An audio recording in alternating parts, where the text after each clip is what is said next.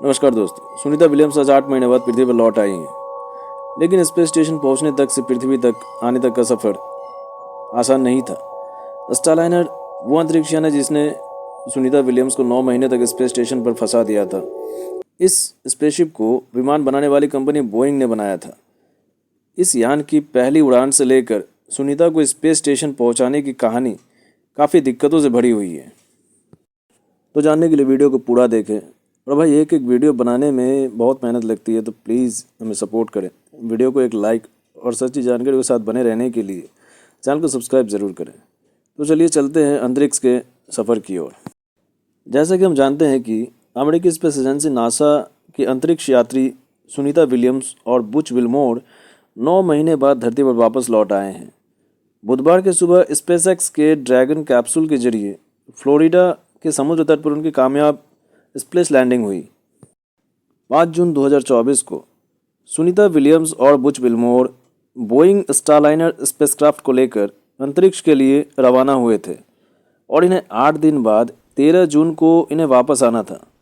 लेकिन इस यान ने उन्हें 9 महीने के लिए स्पेस स्टेशन पर फंसा दिया। इस यान के बनने से लेकर उड़ान तक का सफ़र मुसीबतों से भरा रहा। इसकी कहानी कुछ ऐसी है कि नासा ने अक्टूबर 2011 में बोइंग को स्पेसक्राफ्ट बनाने का प्रोजेक्ट दिया था। स्टारलाइनर बनते बनते 6 साल लग गए। आखिरकार 2017 में स्पेसक्राफ्ट बनकर तैयार हुआ। 2019 तक उसके परीक्षण होते रहे, लेकिन इन उड़ानों में कोई इंसान शामिल नहीं था।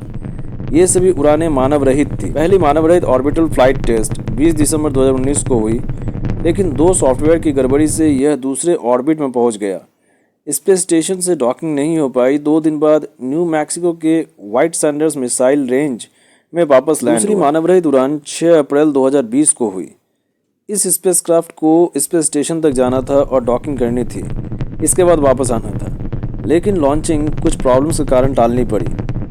फिर अगस्त 2021 में लॉन्चिंग करने की तैयारी हुई, लेकिन फिर से स्पेसक्राफ्ट के 13 प्रोपल्शन वाल्व में कुछ कमियां पाई गई। इतनी कमियां पाने के कारण बोइंग ने पूरे स्पेसक्राफ्ट को फिर से बनाया। मई 2024 में ट्रायल उड़ान की तैयारी की गई। एक बार फिर 19 मई 2022 को स्टारलाइनर ने उड़ान भरी। इस बार उसमें 2 डमी एस्ट्रोनॉट बिठाए गए, लेकिन इस बार भी ऑर्बिटल मैनेवरिंग और altitude control system thrusters fail हो गए। किसी तरह 22 मई 2022 को स्टारलाइनर को स्पेस स्टेशन से जोड़ा गया। 25 मई 2022 को स्टारलाइनर स्पेस स्टेशन से वापस धरती पर आया। रीएंट्री के समय स्पेसक्राफ्ट से नेविगेशन सिस्टम खराबी आने के कारण कम्युनिकेशन में गड़बड़ी हो गई थी और साथ ही जीपीएस सैटेलाइट से भी कनेक्शन टूट गया था। लेकिन स्पेसक्राफ्ट बनाने वाली कंपनी बोइंग का कहना था कि ये माइनर प्रॉब्लम्स हैं और इसे इमीडिएट ठीक किया जा सकता है। तीसरी बार जब यह स्पेसक्राफ्ट 2017 में फिर से उड़ान भरने वाली थी, तब भी कई कारणों से उड़ान रद्द कर दी गई। यह देरी होते होते जुलाई 2023 तक आ गई। 1 जून 2023 को बोइंग ने फिर से इस उड़ान को रद्द कर दिया। यह कहानी यही ख़त्म नहीं हुई। फिर 7 अगस्त 2023 को बोइंग ने कहा कि स्पेसक्राफ्ट की दिक्कतें ख़त्म हो चुकी हैं और अगली उड़ान 6 मई 2024 को भरी जाएगी। लेकिन फिर से यह लॉन्चिंग टाली गई क्योंकि एटलस रॉकेट में ऑक्सीजन वाल्व में कुछ दिक्कत आ रही थी, और इसके बाद स्पेसक्राफ्ट में हीलियम लीक होने की वजह से भी यह लॉन्चिंग टाली गई। आखिरकार इतनी परेशानियों के बाद वह दिन आया जब 5 जून को सुनीता विलियम्स और बैरी बुच विल्मोर इस स्पेसक्राफ्ट को लेकर अंतरिक्ष के लिए रवाना हुए। 8 दिन बाद 13 जून को इन्हें वापस आना था, लेकिन ऐसा हुआ नहीं। आज वे धरती पर लौट आए, लेकिन उनका लौटना इतना आसान नहीं था। आइए जानते हैं कैसे। भारतीय मूल के अमेरिकी एस्ट्रोनॉट सुनीता विलियम्स और बुच विल्मोर 9 महीने 14 दिन बाद पृथ्वी पर लौट आए हैं। इनके साथ क्रू 9 के 2 और एस्ट्रोनॉट अमेरिका के निक हेग और रूस के अलेक्जेंडर गोर्बुनोव भी थे। उनका ड्रैगन स्पेसक्राफ्ट भारतीय समयानुसार 19 मार्च को सुबह 3:27 पर फ्लोरिडा के समुद्र पर स्प्लैश डाउन हुआ। चारों एस्ट्रोनॉट मंगलवार 18 मार्च को इंटरनेशनल स्पेस स्टेशन से रवाना हुए थे। स्पेसक्राफ्ट के धरती के वायुमंडल में प्रवेश करने पर इसका तापमान 1650 डिग्री सेल्सियस हो गया था। इस दौरान करीब 7 मिनट के लिए यान से संपर्क टूट गया था। हालांकि ऐसा होना आम बात है क्योंकि प्लाज्मा के कारण ऐसा होता है। ये एस्ट्रोनॉट्स बीते साल जून में महज 8 दिनों के लिए अंतर्राष्ट्रीय स्टेशन पर गए थे, लेकिन स्पेसक्राफ्ट की गड़बड़ी के कारण ये दोनों एस्ट्रोनॉट 9 महीने बाद लौट पाए हैं। बोइंग का जो स्टारलाइन यान उन्हें वापस धरती पर लाने वाला था वो खराब हो गया था, इसलिए उन्हें इतना लंबा इंतजार करना पड़ा। एस्ट्रोनॉट्स को पृथ्वी की सतह पर लाने के लिए एलन मस्क की कंपनी स्पेसएक्स का सहारा लेना पड़ा। उन्हें आखिरकार एलन मस्क की कंपनी स्पेसएक्स का ड्रैगन कैप्सूल से फ्लोरिडा के तट पर सुरक्षित रूप से उतारा। समुद्र में गिरने के बाद कैप्सूल के चारों ओर रेस्क्यू डॉल्फिनों का एक टीम चक्कर लगा रहा था। अंतरिक्ष यात्रियों को स्पेस स्टेशन से धरती पर पहुंचने में करीब 17 घंटों का लंबा वक्त लगा। तो चलिए जानते हैं कि कैसी थी ये यात्रा और कैप्सूल के स्प्लैश डाउन करने के बाद क्या क्या हुआ।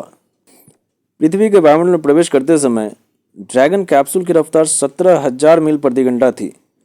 यह रफ्तार काफ़ी ज़्यादा थी, जिसे कुछ मिनटों के अंतराल में तेज़ी से धीमा किया गया।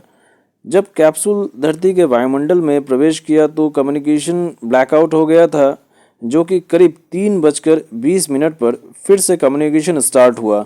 वायुमंडल में प्रवेश के बाद अंतरिक्ष यान के प्लाज्मा शील्ड का तापमान 1927 डिग्री सेल्सियस तक पहुंच गया था, लेकिन हीट शील्ड के कारण अंतरिक्ष यात्री इतनी तेज गर्मी से भी बचने में सफल रहे। करीब 3:24 पर पहले ड्रैगन कैप्सूल के 2 पैराशूट खुले, जिससे इसकी रफ्तार धीमी हो गई। जिस समय कैप्सूल समंदर में उतरा उसके ठीक बाद ही पानी में कैप्सूल के चारों तरफ कुछ डॉल्फिन्स चक्कर लगाती हुई दिखी। मौके पर मौजूद रिकवरी टीम ने फास्ट बोट के कैप्सूल तक पहुंची और पहले सुरक्षा का जायजा लिया और फिर पैराशूट को हटाया।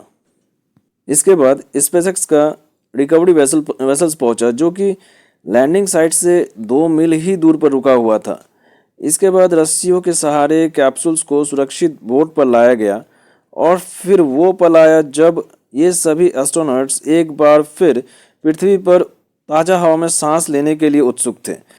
इसके बाद नासा की लाइव तस्वीरों के जरिए दुनिया भर में लोगों ने सुनीता विलियम्स और उसके साथियों को बाहर निकलते देखा। अंतरिक्ष में करीब 286 दिन बिताने के बाद सुनीता विलियम्स और वुच विल्मोर ने धरती पर ताज़ा हवा में सांस ली। जिस समय वे कैप्सूल से बाहर आ रहे थे उनके चेहरे पर खुशी साफ झलक रही थी और कैमरे की ओर देखकर वे लगातार हाथ हिला रहे थे। करीब 9 महीने तक इंटरनेशनल स्पेस स्टेशन पर रहते हुए इन दोनों यात्रियों ने हर दिन 16 बार सूर्योदय और 16 बार सूर्यास्त को देखा है। इससे यह अंदाज़ा लगाया जा सकता है कि इस दिनों का तालमेल बिठाना उनके लिए कितना चुनौतीपूर्ण रहा होगा। एस्ट्रोनॉट्स अपनी टीम का शुक्रिया कहा और नासा की ज़रूरतों के मुताबिक खुद को ढालने के लिए अमेरिकी स्पेसएक्स कंपनी के मालिक एलन मस्क की तारीफ की।